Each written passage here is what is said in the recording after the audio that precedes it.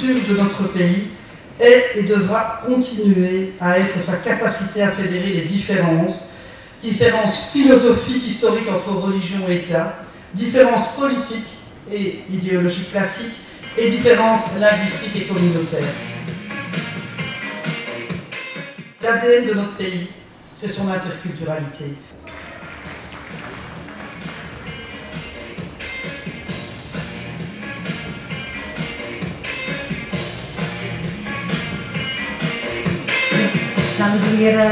Donc moi je m'appelle Radouane Boulal, je suis juriste spécialisé dans les droits de l'homme. Je suis le président du MRAC, c'est le mouvement contre le racisme, l'antisémitisme et la xénophobie. En Belgique, c'est la principale et plus ancienne organisation antiraciste. Elle existe maintenant depuis près de 65 ans. Elle est née sur les cendres du génocide nazi et on lutte contre toutes les formes de racisme aujourd'hui. Un racisme qui est structurel aujourd'hui dans notre pays. Également les angoisses identitaires de la majorité qui a l'impression de perdre pied, de perdre des repères avec des minorités qui n'ont plus envie de raser les murs, avec une mondialisation qui rend folle, avec une situation socio-économique qui fragilise le pays. Donc, en fait, il y a une angoisse complètement généralisée et on s'est dit, il faut faire attention à essayer de parler aux uns et à parler aux autres. Ce qui a permis d'essayer de construire des compromis qui sont douloureux, parce que moi, j'ai cédé sur des choses auxquelles je crois profondément, mais je l'ai fait parce que je me suis dit, on ne peut pas travailler sur les questions interculturelles avec du tout ou rien. Il faut aussi pouvoir travailler par étapes, par petits pas, et on fait un pas aujourd'hui qui est déjà ambitieux, en espérant que dans les années qui suivent, on continue à en faire d'autres et qu'on puisse avancer dans le sens de l'égalité. D'abord, j'ai pu vraiment compter sur les associations et la société civile parce que c'est eux qui ont réussi à produire ce rapport en toute indépendance qui est vraiment intéressant et qui défend vraiment l'idée d'une société interculturelle en Belgique, de respect mutuel, où on laisse des espaces par rapport à la diversité, tout en appartenant de manière collective à un socle de valeurs communs. Et donc moi maintenant, je vais essayer de faire en sorte que ce rapport soit suivi. Et je vais le transmettre aux différents gouvernements, le mien évidemment, mais aussi les gouvernements des entités fédérées, parce qu'il y a des matières d'enseignement, il y a des matières de logement qui appartiennent aux régions, aux communautés. Faire un comité de concertation pour voir comment est-ce qu'on va assurer le suivi. Dans ces recommandations, ce qui a été plus proche par rapport aux besoins de la communauté africaine, c'est, disons, la lutte contre l'exclusion, le racisme et la lutte contre la discrimination au marché de l'emploi et de l'habitation. C'est que Madame la ministre fait un bon boulot à ce sujet, mais ça dépendra aussi de la réponse de la société civile, disons, puisque les autorités politiques ne savent rien faire sans la contribution, disons, des personnes à qui ces messages s'adressent. Il y a deux sujets qui posent assez problème dans notre pays. Le premier sujet, c'est le négationnisme. Aujourd'hui, vous savez, il y a une loi, la loi du 23 mars 1995, qui réprime le négationnisme à l'égard du génocide des Juifs. Certains souhaiteraient que cette loi soit abrogée. Le comité de pilotage ne le pense pas. Ce serait donner un signal extrêmement négatif en matière d'antisémitisme si nous supprimions cette loi aujourd'hui. En revanche, nous voudrions qu'elle soit réformée pour la rendre plus claire. La Cour constitutionnelle a validé cette loi en disant qu'elle était nécessaire dès lors que certaines personnes, en faisant mine de discuter de l'histoire, en réalité, ils réhabilitent une logique génocidaire ou ils offensent la mémoire de victimes de génocide ou de leurs descendants. On a pris nos responsabilités. Maintenant, c'est aux politiques de prendre leurs responsabilités. Si on a fait tout ça pour que le rapport ne soit pas suivi des faits, on trouvera cela inacceptable et on le dira. Je pense que les responsables politiques sentent bien qu'il y a des difficultés et que les dossiers qui sont là, que ce soit la mémoire coloniale, que ce soit la question du foulard, que ce soit la neutralité des services publics, que ce soit les discriminations dans l'emploi, dans le logement ou dans le monde de la santé, enfin, tous ces sujets-là sont des sujets qui sont des fois controversés et où c'est pas évident quand on est responsable politique de devoir trancher. Ben non, on a fait le travail pour eux, c'est à eux maintenant de faire le pas suivant.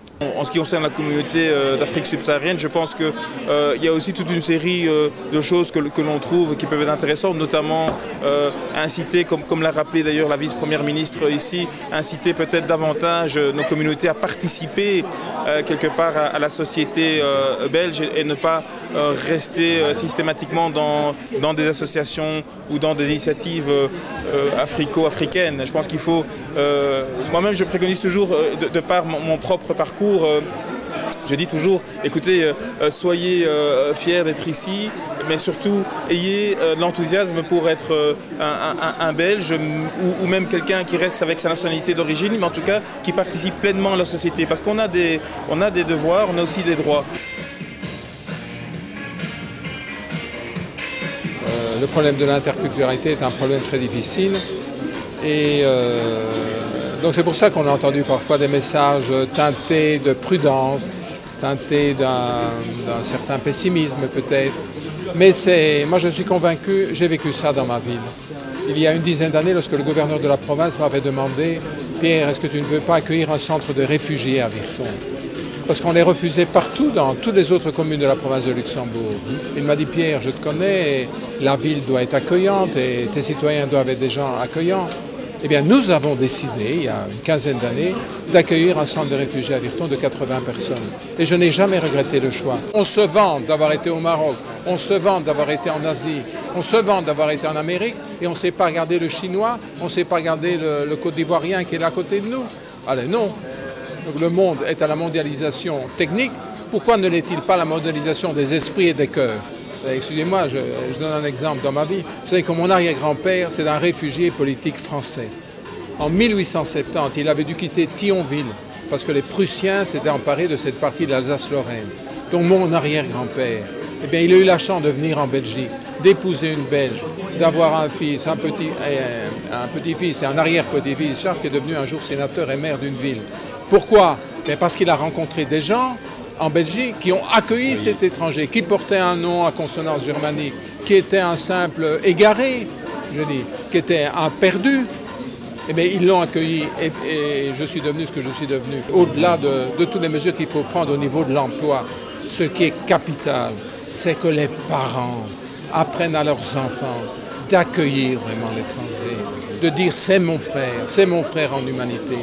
Et dans l'enseignement, qui est le rôle complémentaire à la famille, que l'école aussi soit accueillante, que les élèves entre eux soient accueillants, que les enseignants soient accueillants. C'est capital dans l'équilibre d'un monde aujourd'hui. Si on a un jour la chance d'avoir un gouvernement en Belgique, j'aimerais bien qu'on décide de créer un conseil consultatif permanent de la diversité pour justement assurer le suivi, produire d'autres recommandations sur des sujets précis, arbitrer quand il y a un problème et de pouvoir incarner la représentativité à l'égard des gouvernements des différentes communautés d'origine subsaharienne, des différentes religions, des différents pays, en tout cas des populations qui viennent ici.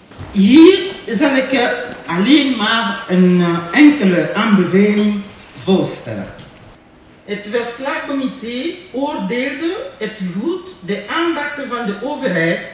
C'est vraiment la question de l'intégration des femmes issues des minorités qui se pose aujourd'hui.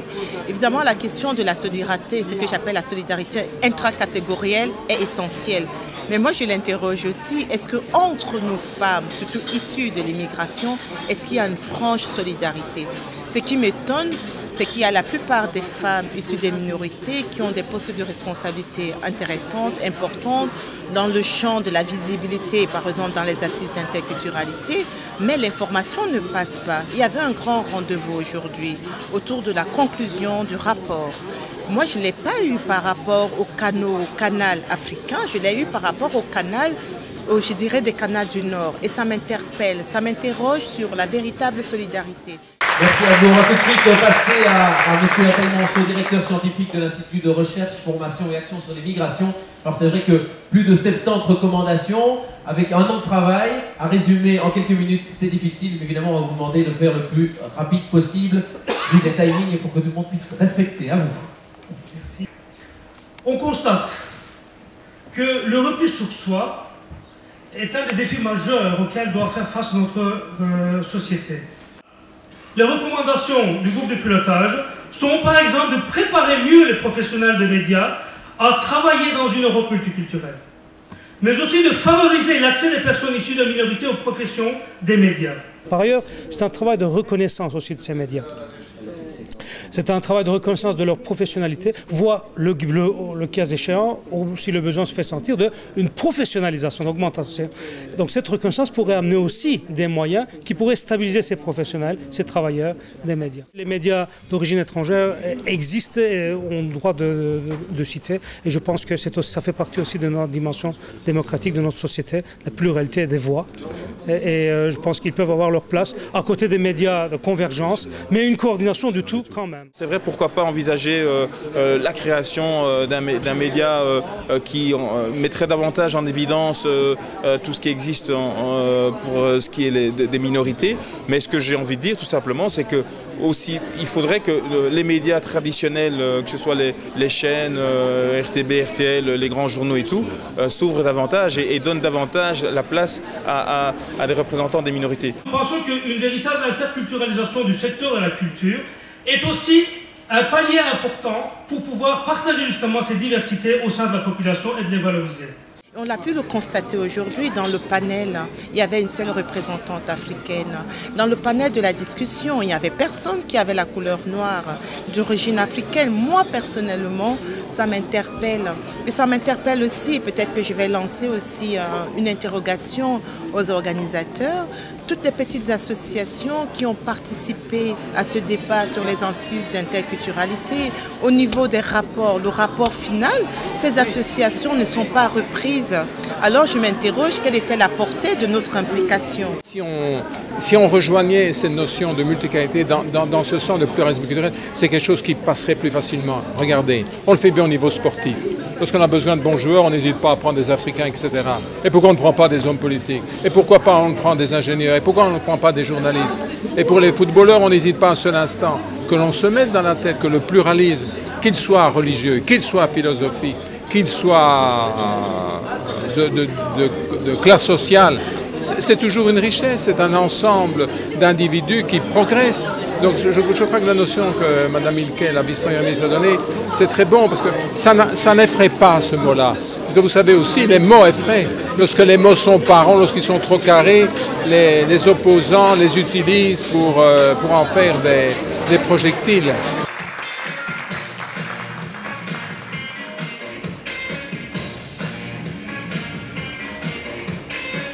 Il y a un plan d'ensemble depuis peu de temps, il faut le dire, en Flandre, mais que malgré un certain nombre de bonnes volontés, on ne voit aucun plan d'ensemble fort au niveau de la partie francophone du pays. Je crois, cette interculturalité-là, qui est notre devoir collectif, celui de réussir à la fois, non seulement dans les semaines qui viennent, je l'espère, un nouveau pacte entre les néerlandophones et les francophones sur l'avenir du pays, mais aussi et surtout un nouveau pacte entre les Belges, qu'ils soient de souche ou non, et entre les Belges de nationalité, entre les Belges et les personnes de nationalités différentes.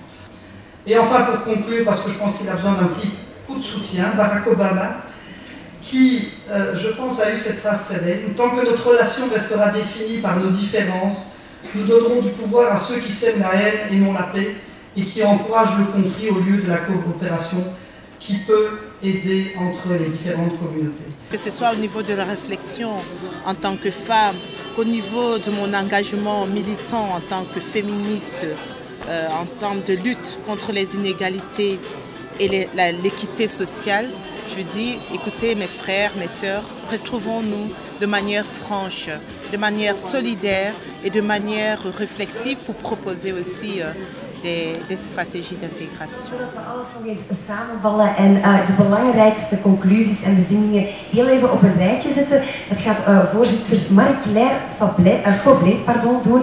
Zij is professor aan de Katholieke Universiteit Leuven en de Universiteit Antwerpen. Uw applaus. Ik wil heel in het bijzonder danken twee personen die, denk ik, een stukje die compromissen mee hebben helpen verwoorden. En dat zijn met name Nadia Fadil en Henri Goldman. Zij hebben ons werkelijk als twee voetvrouwen, waarvan één dan een man was, door een heel moeilijke fase geholpen. Heel hartelijk dank, Henri. Heel hartelijk dank, Nadia.